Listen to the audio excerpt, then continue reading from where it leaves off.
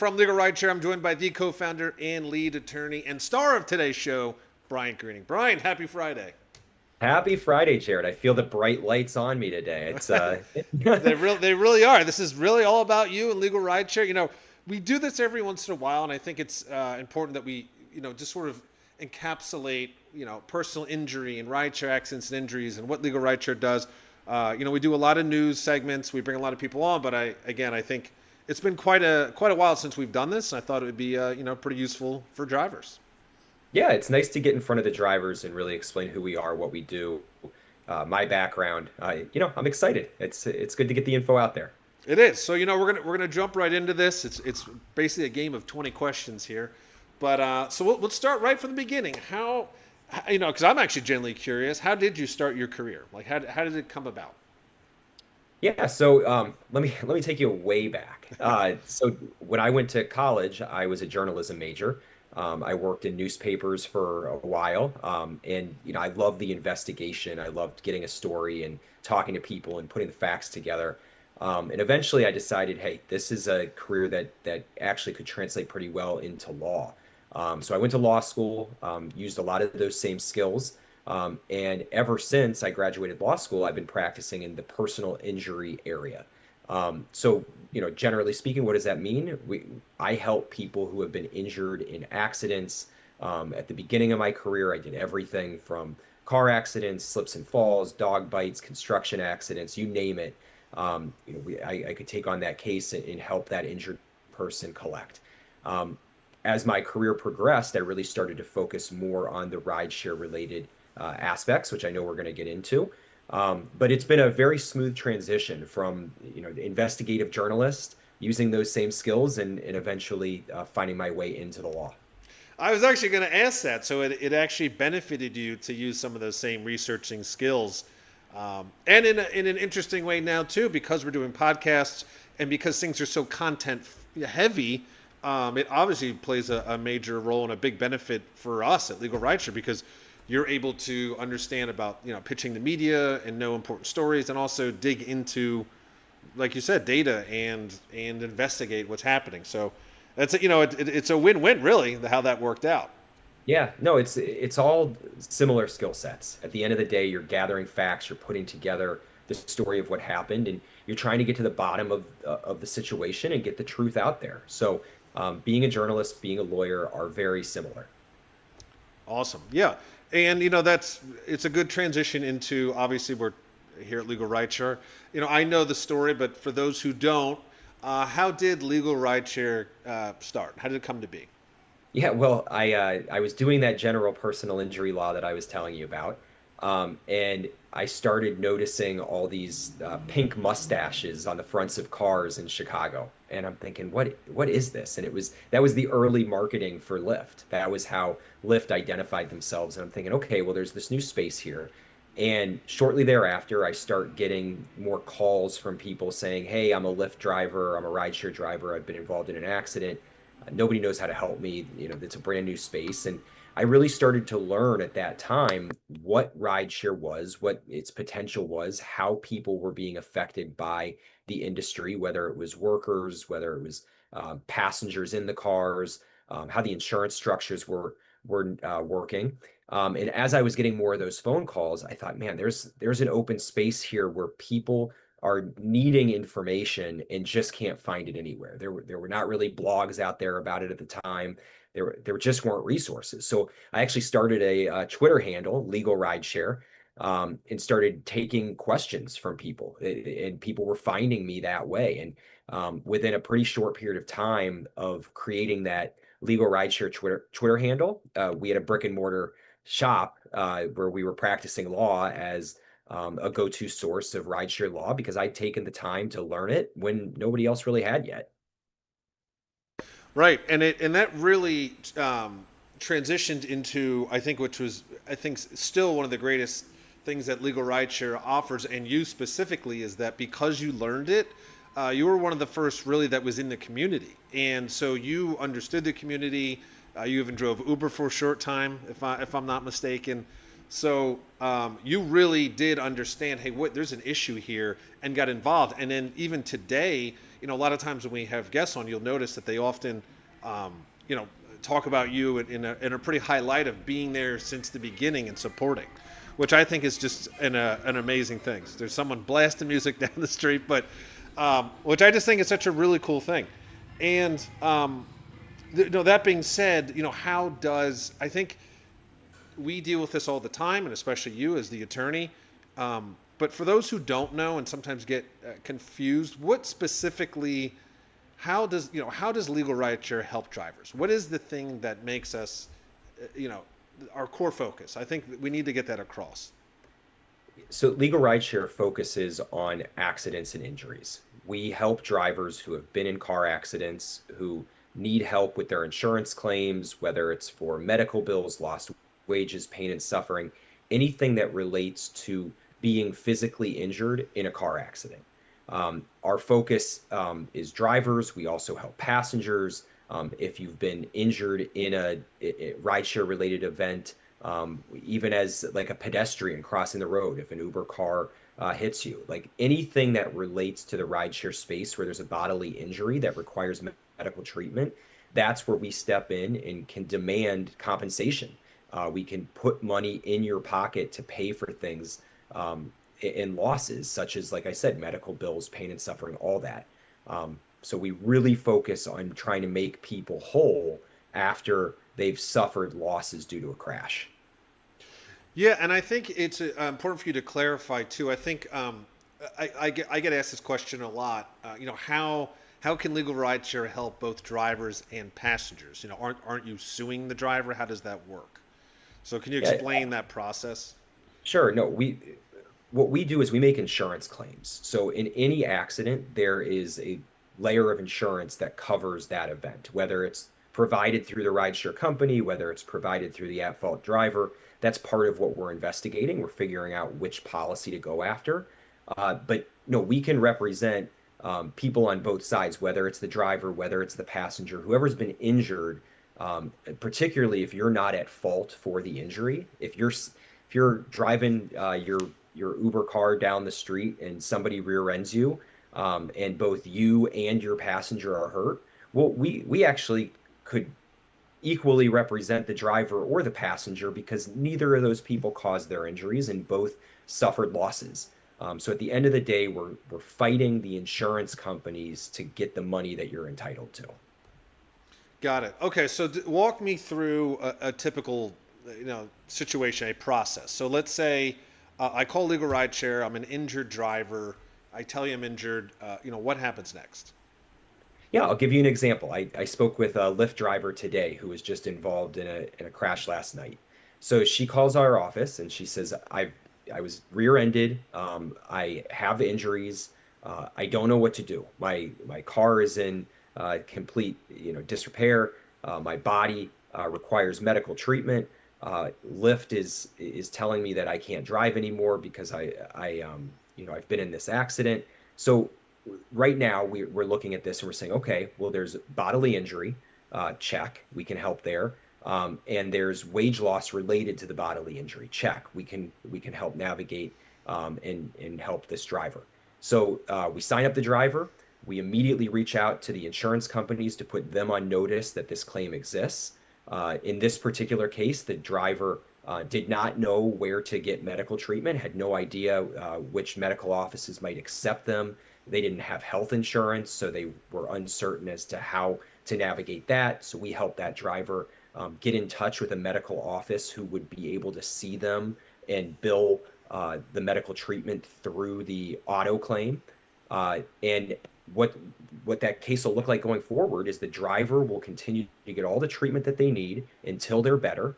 Once they're better, we'll collect all those medical records. We'll put together a settlement demand package, and we will submit all that information to the insurance company, claiming everything that that driver lost, the full amount of the medical bills, all the wage loss that relates to that injury, the pain and suffering that they went through during the period of time from the moment of the impact until the day that they were discharged from treatment, and what we call loss of normal life, which is the inability to enjoy the things that they enjoyed doing. So they couldn't work. This person's not going to be able to be as active around the house if they play sports or exercise or whatever that may be. If you're limited from those things, we're going to seek damages, which means money, for all of those losses that this driver sustained from the point of impact until the point that they were fully recovered.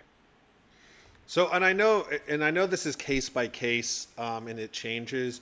But what typically, generally speaking, for an accident like that, what can a driver expect to recover financially?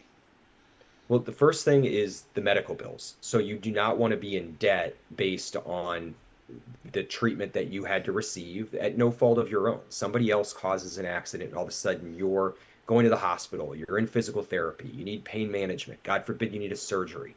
All of those bills are going to be taken care of. So you're not going to lose anything. And then each case, as you said, is different, but a small case, a driver can walk away with, $5,000 in their pocket. A much bigger case, it could be 5 million. And it's just a matter of how much of the medical bills, how much damage was there to the person's body where they were treating, how long was the treatment, and what are the diagnoses that require these procedures.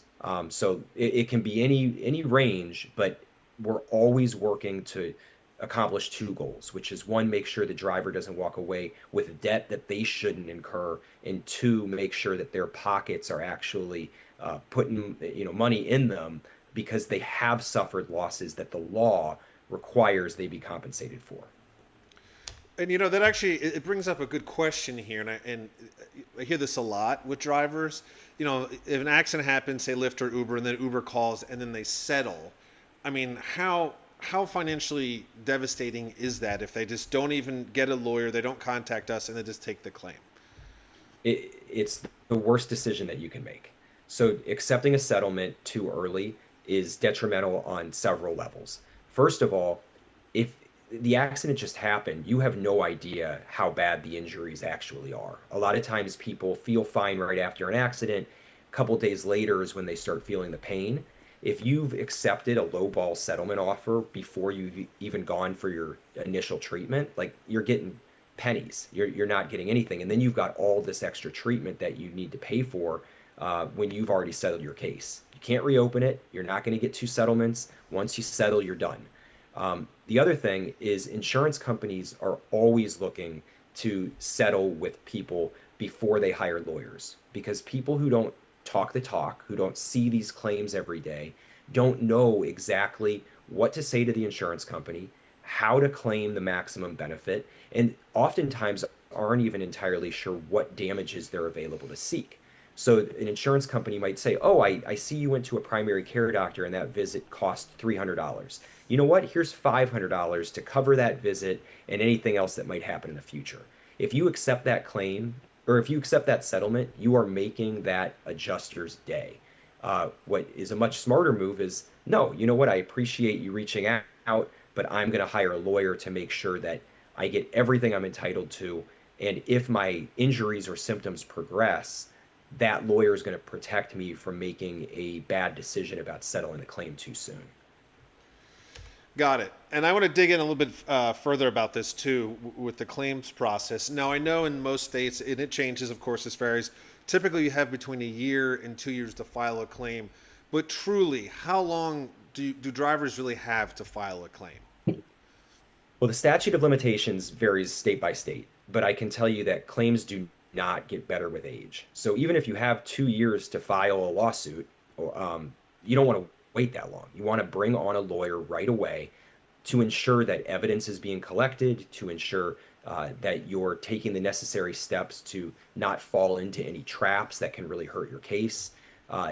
By waiting too long to call an attorney and bring an attorney on board, you're really just setting yourself up to fail.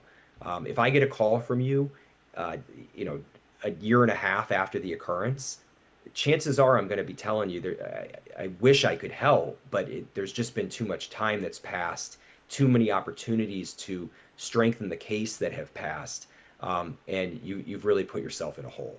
So, yes, you have in Illinois at least, in most auto accident claims, you have 2 years to file a bodily injury case. Some states are shorter, some states are longer.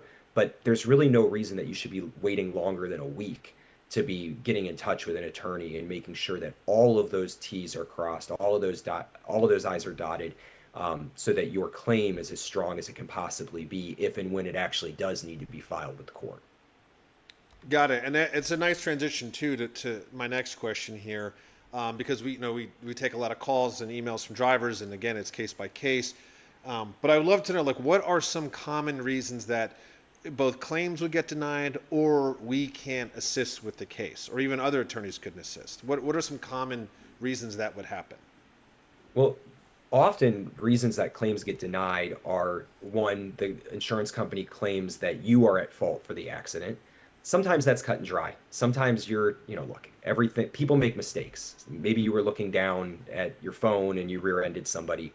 That's going to be a case where the insurance company is going to deny your claim and not going to be able to help. But there are other situations where the insurance company tries to point the finger at you when in actuality, you did nothing wrong and we can prove it. So by bringing on an attorney early, we can gather evidence that actually proves the insurance company is wrong in denying your claim and that you were not at fault for it. If you wait too long to bring on an attorney like me, that evidence is going to be gone. Those witnesses are going to be hard to find, and we're not going to be able to overturn that decision. Another reason why claims get denied is a lack of medical attention, huge gaps in treatment where an accident happens, say you don't get treated for a couple weeks, and then all of a sudden you're in the ER saying, "Hey, my neck kind of hurts from this accident that happened a few weeks ago." The insurance company is going to say, "Wait a second, what happened in that period of time? How do we know that these two things are related? How do we know there wasn't another accident, a slip and fall? You bent over and picked up something and twisted your back." There's a million reasons that they can point to because you failed to make that timely connection between the crash and the injury. Um, Bottom line, insurance companies are not looking to pay out claims. They're looking for ways to get out of that. If you give them opportunities by waiting too long to collect evidence, waiting too long to go get treatment, or a variety of other issues, they're gonna take the opportunity to try to either deny your claim outright or severely minimize the damage.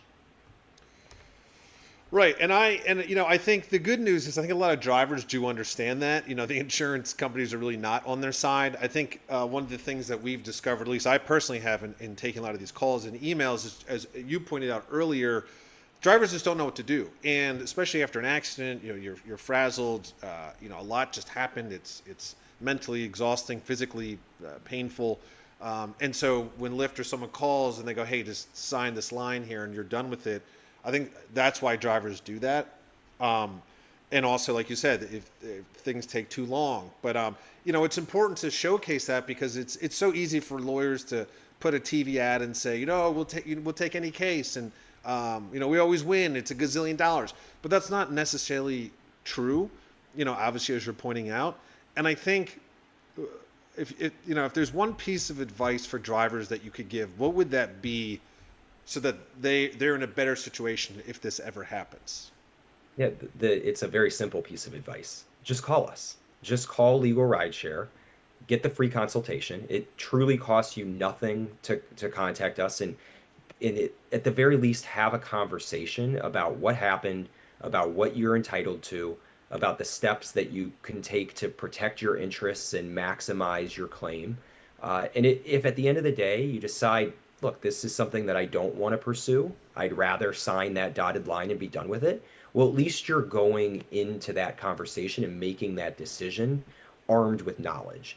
I would say 99 out of 100 times after having a consultation with us and drivers understanding really what the process looks like and what they're entitled to, they make the decision. It's a no-brainer. You come to our firm, let us handle the claim for you, take that headache away so that you can just concentrate on getting better, on getting your vehicle back on the road, and let us handle all the BS with the insurance companies. And when you're done, when you're healed, when everything is, when your life is really coming back together after this traumatic event, well, then we can be the ones to fight the insurance company, advocate for every single dollar that you deserve, and ultimately make a decision that's going to put money in your pocket, make sure that you aren't saddled with debt that you didn't cause, and you're in a far better position going through that process and allowing us to work with you than you would have been just taking the easy way out and accepting that, $300, $500 offer that they throw at you to try to make the claim go away. Right, and very well said. This has been very insightful, even for me. And I've said I've been with Legal Rights for quite a long time, but it's always good, again, as a refresher for drivers to know what options they have, how the system works. So I really appreciate this. Final word here is always, Bryant. How do drivers get a hold of Legal Rideshare? How does that work? And then we will sign off. Yeah, so like I said, you want to get in touch with us. The easiest way to do that is to visit our website, legalrideshare.com. It has all of our contact information. If you reach out to us through the website, I will get that email. It will come to my inbox. So that's the easiest way for us to connect. And as I've said, probably 20 times during today's episode, do not wait. The cases do not get better with time. The consultations are free. There's simply no reason to not reach out to us and see how we can help put your claim on solid ground. Awesome. Well, Bryant, thank you so much again. You heard it from the man himself, accidents and injuries and everything in between. But that is it for this week in Rideshare, and we will see you next week.